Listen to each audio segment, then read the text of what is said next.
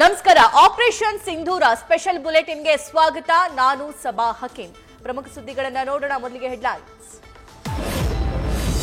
ಕದನ ವಿರಾಮದ ಬಳಿಕ ನಿನ್ನೆ ಗಡಿಯಲ್ಲಿ ನಡೆದಿಲ್ಲ ಪ್ರಚೋದಿತ ದಾಳಿ. ಪಹಲ್ಗಾಮ್ ಘಟನೆ ಬಳಿಕ ಮೊದಲ ಬಾರಿಗೆ ನಿನ್ನೆಯ ನಿದ್ದೆ ಮಾಡಿರೋ ಕಾಶ್ಮೀರಿಗರು. ಮುಂಜಾಗ್ರತಾ ಕ್ರಮವಾಗಿ ಪವರ್ ಕಟ್ ಮಾಡಿದ್ದ ಸ್ಥಳೀಯ ಆಡಳಿತ.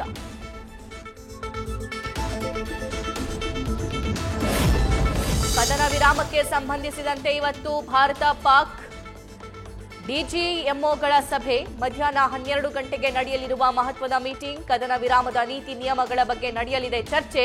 ಕದನ ವಿರಾಮದ ಬಳಿಕವೂ ಪಾಕ್ ಡ್ರೋನ್ ದಾಳಿ ಬಗ್ಗೆ ಪ್ರಸ್ತಾಪ.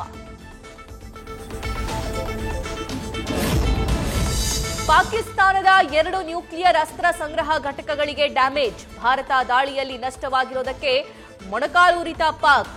ನಿವೃತ್ತ ಮೇಜರ್ ಜನರಲ್ ರಾಜೀವ್ ನಾರಾಯಣ್ರ ಹೇಳಿಕೆ.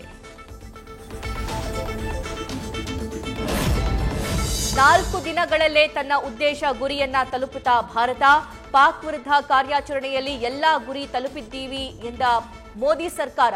ಮಿಲಿಟರಿ, ರಾಜಕೀಯ, ಸೈಕಾಲಜಿಕಲ್ ಉದ್ದೇಶ ಈಡೇರಿದೆ ಅಂತ ಮಾಹಿತಿ.